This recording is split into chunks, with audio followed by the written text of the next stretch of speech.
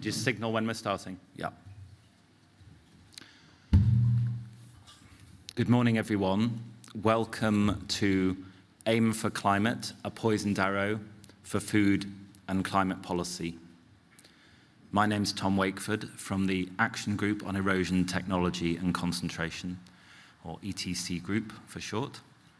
And I'm delighted to welcome to my immediate left Dee Woods from the Land Workers Alliance, Mathieu Thevenot from Confédération Paysanne, and to his left we have a kind interpreter, and after him we have Javier Sanchez, Anso, Coordinadora de Organizaciones, Agricultores y Ganaderos. And to my very far left we have Tom Goldtooth from the Indigenous Environment Network. I will let each speaker say a bit more about their organization and their role in it. And I'll pass first to Dee Woods. Hello, everyone. I am a director of Land Workers Alliance and the Food Justice Policy Coordinator. Today, farming and land use have been treated as peripheral issues by the UN Commission on Climate Change, and as such have been largely left out of previous COP negotiations. For the past half-century, farmers and land workers across the globe have been forced on the path of intensification and monocropping by a food chain system dominated by powerful agribusiness, supermarkets, and other multinational corporations. And that is what Aim for C represents. The industrial farming model has led to widespread pollution, dangerous levels of carbon emissions, and for severe loss of biodiversity. But alternatives do exist. It's the political will to transition that is lacking.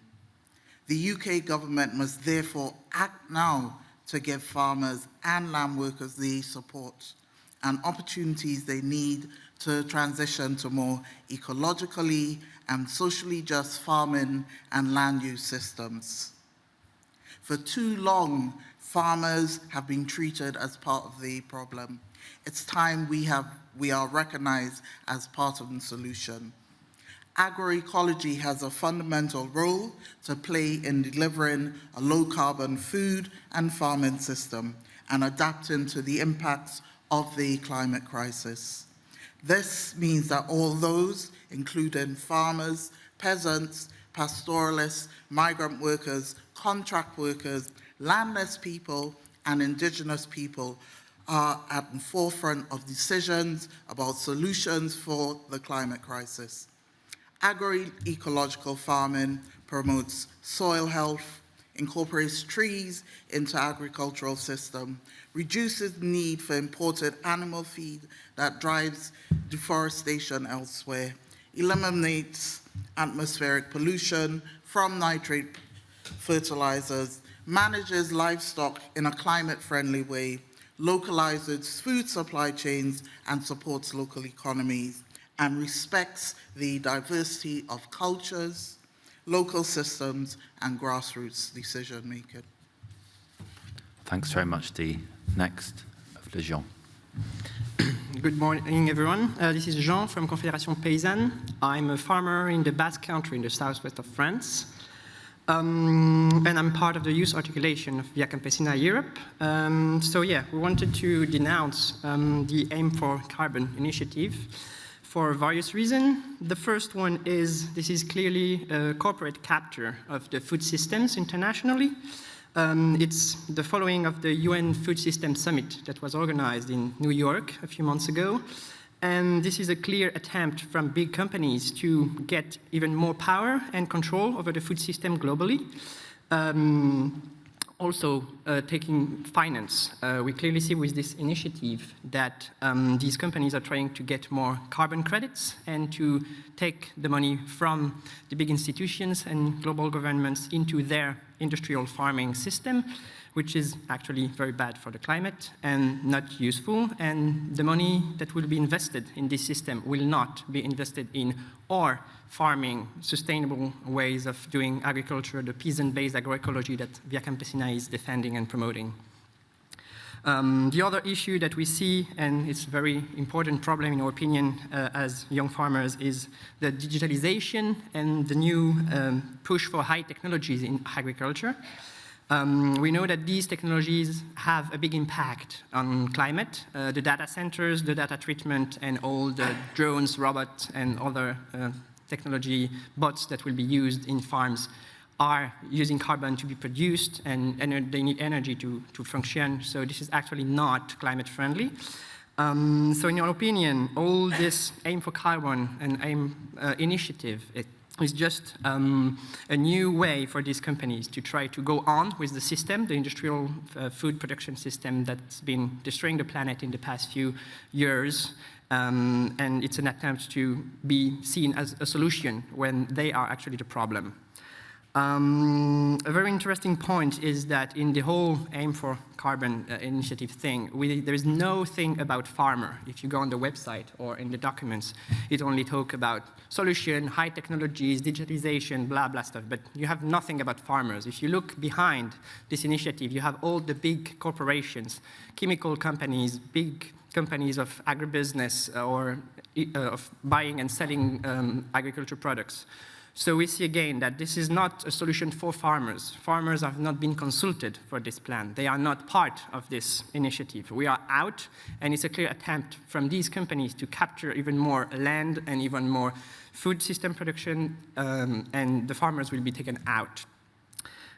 So we think that the solution is the farmer-based agroecology and food sovereignty that Via Campesina has been defending for the past 25 years. We think this is the best way to have a climate-friendly agriculture, one that's cooling the planet and one that's respecting people and societies on local level. And all of this is also part of something that was voted in the United Nations a few years ago, which is the UNDROP, the United Nations Declaration on the Right of Farmers and People from rural areas. And we think that we definitely need to defend and enhance this UNDROP everywhere in the world and to fight against the aim for climate thing. Thank you. Thank you very much, Jean. Next, Javier, with Ian will provide interpretation into English. Thank you.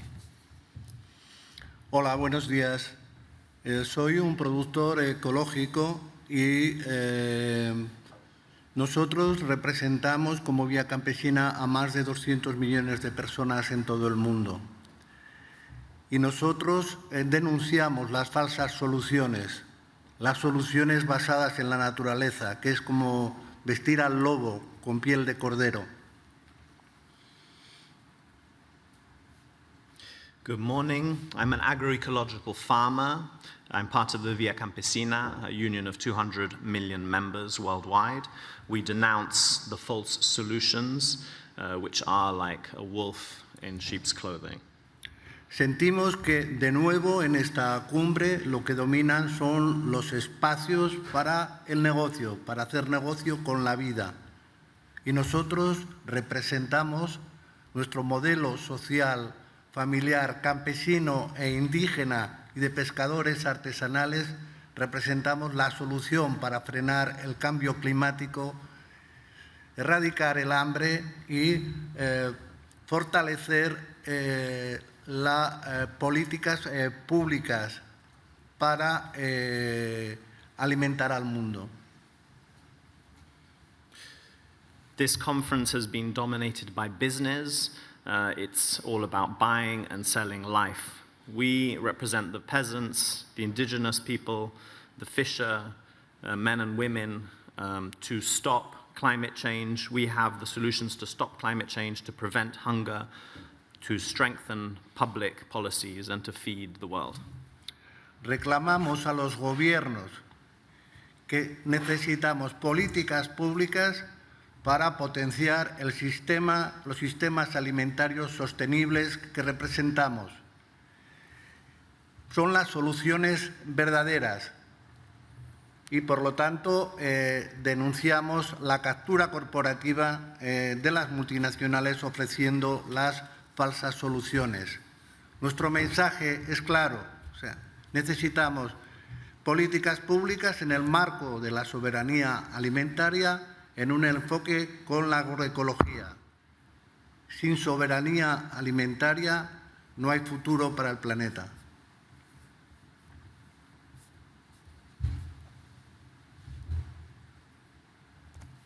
We call on the government to strengthen public policies, to strengthen and thus to strengthen the sustainable food system.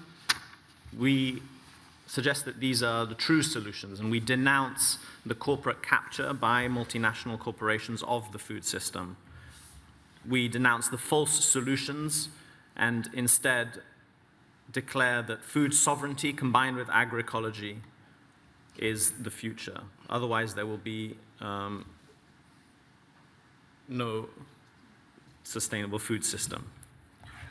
Detener la crisis climática requiere un cambio de sistema basado en los derechos de la humanidad, en la Declaración de los Derechos de los Campesinos y Campesinas, de los pescadores, de los pastoralistas, de los trabajadores rurales y basado en nuestra madre tierra. Tenemos el conocimiento, necesitamos las políticas públicas y la investigación pública para estar en el centro de las soluciones y en el centro de los derechos de todos los ciudadanos a tener un planeta con futuro. Sí. Could I go to... Oh, sorry, I'll let you interpret first. To confront this climate crisis, we have the solutions. We need to put front and center the rights of farmers, indigenous people, pastoralists, peasants, workers, rural workers. We know the policies that we need. We have the knowledge for the solutions. We just need to put the solution itself front and center to create a life for ourselves that has a future and a life for the planet. Thank you very much, and a special thanks to Ian for live interpreting. So finally, my namesake, Tom at the end. Tom Goldtooth, over to you. How mitakia pi, hello my relatives. Yat epene, chana washtedo, that is greetings of good morning in both our Navajo Dene and our Dakota language. My name is Tom Goldtooth. I am the Executive Director of the Indigenous Environmental Network. We are based in the United States, but we are an indigenous organization that addresses many of these issues. I must say that, when we look at this topic, that Mother Earth breathes, her soil breathes, the whole universe breathes, creation's heart beats. The question that we have is, are farmers going to be tricked into using their farms so that the United States government and other governments and big oil can pollute more while pretending to save the climate? In this day and age, indigenous farmers are among the few people who still recognize the living relationship and the cycles of Mother Earth. It is our indigenous farmers who plant the seeds that miraculously feed humanity. We cannot betray the very essence of our being. It is the heart and mind that is woven into our indigenous traditional knowledge that says the so-called farming carbon that is the goal of this agriculture innovation mission for climate that's coming out of the United States, AIM 4C. It is carbon farming that is promoted by the likes of Monsanto, by McDonald, Syngenta, and many other corporations that perverts the creative principles of Mother Earth, growing carbon credits instead of food so big oil can keep fracking, keep their drilling on our lands and offshores, and making the climate warming worse is something that we condemn. We reject that mechanism that is being proposed. Our children deserve better. So we know that soils, crops, plants, and our livestock, they temporarily, yes, absorb carbon dioxide, but under this agriculture innovation mission, we reject the polluters and the carbon cowboy brokers of carbon markets that will be coming to farmers, asking our farmers to be a carbon sponge for asking for their pollution instead of cutting emissions at the source that we need. So right now we ask of the world leaders that are here, we ask the large NGOs, many of them are corporate industrial type of NGOs, we ask them to stand with us, stand with the peasants, stand with the small farmers and our indigenous peoples against these net zero solutions and nature-based solutions that is part of this initiative that systematically institutionalizes economic globalization and the financialization of nature in all of the richness of our biodiversity and nature. These, again, mechanisms do not cut emission. They have nothing to do with addressing the mitigation of climate change. So we stand in united one voice here on this panel. Thank you very much. Thank you very much, Tom Goldtooth. You certainly do speak with one voice on the panel. So I'll open up now to questions from the press. If you could raise your hand, and we'll come to you.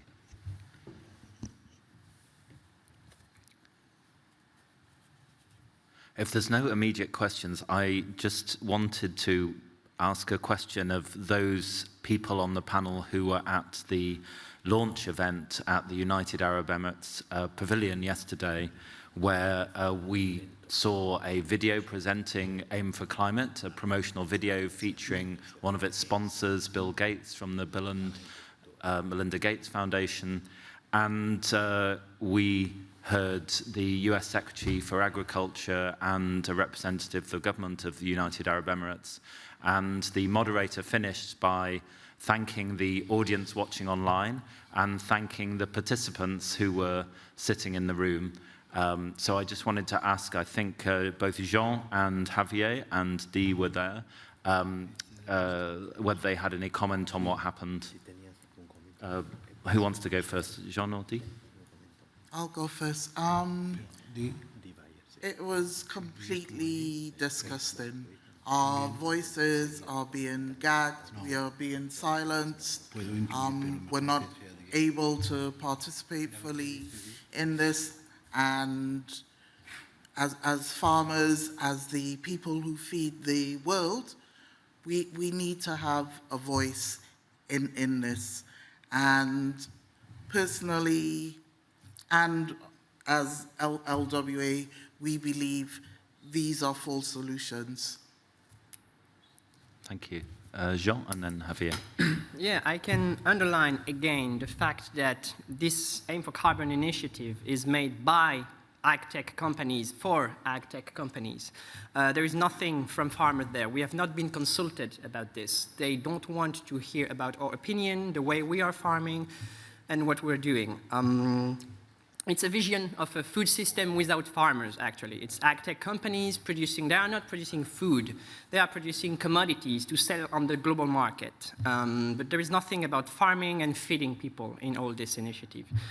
So yeah, again, what we are saying here in Via Campesina is what we need is food sovereignty, so to take back the control of our food system, of the production, of the seeds, of the land, of the water, and so we can produce food for the citizens in a good way for also protecting the climate and the planet. Thank you very much to Javier.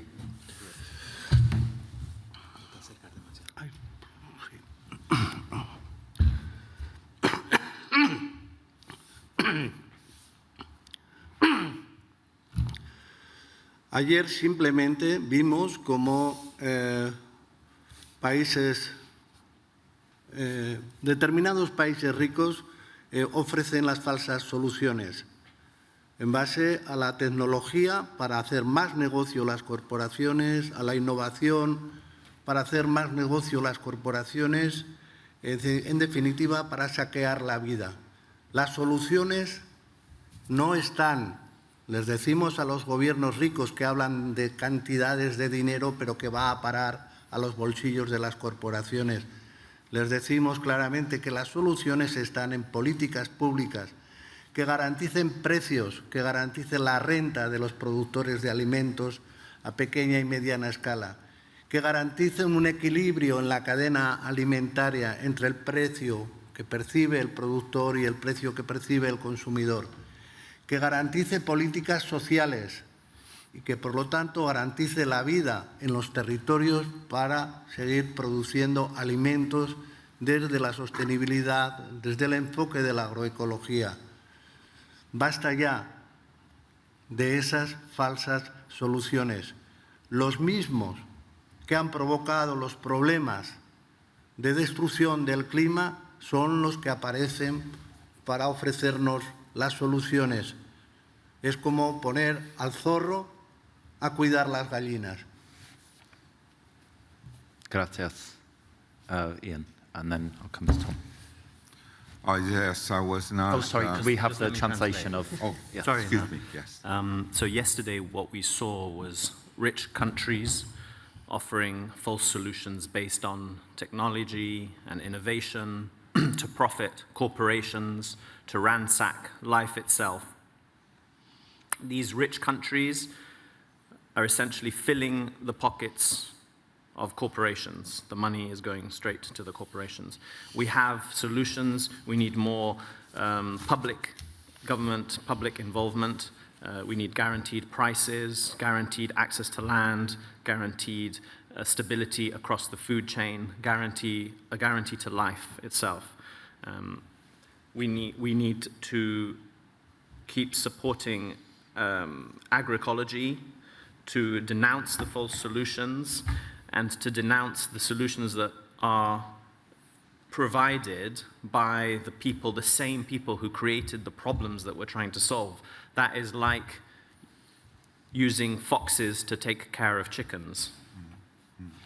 Thank you, Ian. I have a final question for the panel, but first I'll come to Tom Goldtooth for his response. Yes, I wasn't at the site event yesterday, but what my relatives here have reported is not new to me.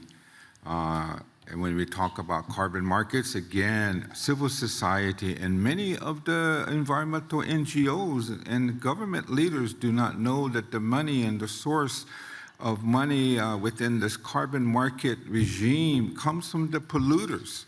They are buying the carbon that is being sequestered in the agriculture and the lands. They are buying the carbon in the forests and the trees. So technically, they own the carbon, they own the trees and the soil. It's a property right issue. And our farmers and our people do not know that. They haven't been thoroughly informed. What we are asking for of the world leaders at this COP is show us how you will support the proven alternatives and practices that are pioneered by our smallholder farmers, our women, our indigenous peoples and local communities, and to respect their rights, our rights as indigenous peoples. Show us your plans to ensure real food security and food sovereignty in the face of this climate threat and climate crisis, including by promoting small farmers, indigenous, peasant agroecology, and local food systems, not these corporate schemes. Thank you. Thank you very much. I just had a final, if you raise your hand from the press if you have a question, otherwise I will ask the panel a final question. We are meeting on a very historic day where hundreds of thousands, probably millions of people around the world will be protesting about the need for urgent changes on climate change, system change, in fact. But some voices, and Tom Goldtooth referred to this, including some of the NGOs who are extremely popular, and including some that will be represented on the protest today, say that actually these forms of geoengineering are a tool in the toolbox, and things are at such a stage, they're at such an emergency, we should try these sorts of things that are also outlined in AIM for Climate. We should try these high-tech mechanisms, whether it be growing crops that bury carbon in the soil, whether it be bioenergy, carbon capture and storage, whether it be the sort of genetic engineering that is suggested by AIM for Climate, and the use of drones that would get rid of farmers, but they are telling us that will save the planet from making life uninhabitable for humans. So I just wondered, to those on the streets around the world today, what you would say briefly to them. And I'll go down the panel one by one, but if you could keep it quite brief. In fact, who'd like to go first? Okay. Yeah. These technical fixes and gene editing and a lot of these technologies have not been proven, and in fact, some of those are just replicating what is happening now, which is severe social impacts, destroying our biodiversity, and we don't need those. We need real solutions. And to echo what Thomas said, we need our leaders to recognize that and to support us as the real farmers, not only protecting the earth and biodiversity, but also feeding the planet. Thank you very much, Dee. Jean. Yeah, I just want to make a very short remark. We are sometimes attacked as anti-technology. We are not anti-technology, especially as young farmers. We believe technology can help us to grow food in a better way. It depends on which technology and how. So yeah, the idea is we demand open and accessible, diverse technology based on peasant knowledge. We don't want the type of technology that's controlled by big companies and that is giving them even more power to control our way of producing food. So we're not against technology. We're against corporate captured technology that's aimed at controlling our food system. And just a small remark about net zero. Everywhere now I can see in the COP in the past few days, net zero is everywhere. It's the solution. Everybody is talking about net zero. Everybody is saying that net zero is the objective for 2030 or 50. We don't believe in net zero. We want real cuts in carbon emissions. Thank you, Jean. To Javier, and I'm afraid it's got to be just a couple of comments. Yeah. Solo. Decirle a las organizaciones que piensan que en la mercantilización del carbono está la solución, que es falso, que estamos hablando de la sostenibilidad medioambiental, pero también social, económica y territorial, basada en la democracia, los derechos y políticas públicas. Y eso no va a venir de la Organización Mundial de Comercio, de los tratados de libre comercio, sino de otras reglas de comercio que respeten los derechos de los ciudadanos y de las personas y de los productores de alimentos en el mundo. Thank you for it. Ian. To tell organizations that the carbon markets, carbon finance is false. What we need is sustainable environment, but not just that, sustainable environments, sustainable society, sustainable territories based on human rights. I'll just stop it at that. Thank you. And Tom Goldtooth.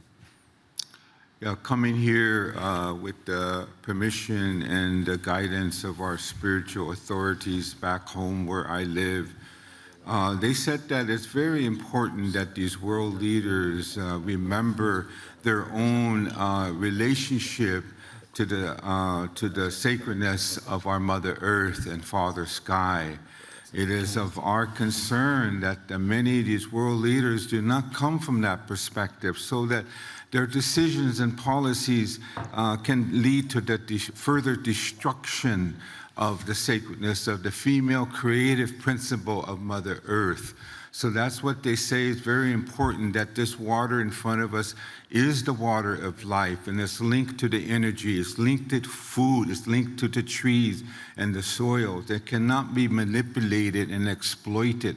We are concerned about this path at this COP26, a path of disaster capitalism, a path of climate capitalism. It's all about economics and money, when the root of this, that is the elephant in these hallways, is fossil fuels. The Paris Agreement has nothing to do about the reduction of fossil fuels. It's just nothing but a trade agreement. So that is the opinion of our people from the land throughout this world, the small farmers, the peasants, and indigenous people, because we know what is going on, and something has to happen here of real action, real solution, real reductions, not net zero. Thank you. Thank you very much, Tom Goldtooth. I just wanted to make a final comment as we wrap up, that we would have had a speaker here from ETC Group, from Latin America, Silvia Ribeiro, because of COVID apartheid, or vaccine apartheid specifically. She's unable to join us, but people viewing this can hear her explanation of the problems with geoengineering, which you've heard from this panel, on a podcast. It's a series of podcasts called Spanner in the System. So if you search on your podcast platform for Spanner in the System and look for the geoengineering episode. So I'd like to thank all the speakers. You'll be able to follow the commentary on the event hosted by the US in their pavilion later today. We will be commenting on that on Twitter on the hashtag AIM4C, that's hashtag AIM, the number 4, and then C. And we will keep a vigilance on AIM for Climate. 31 countries have signed up to it. In the united view of this panel, they should withdraw, and certainly no other countries should be fooled into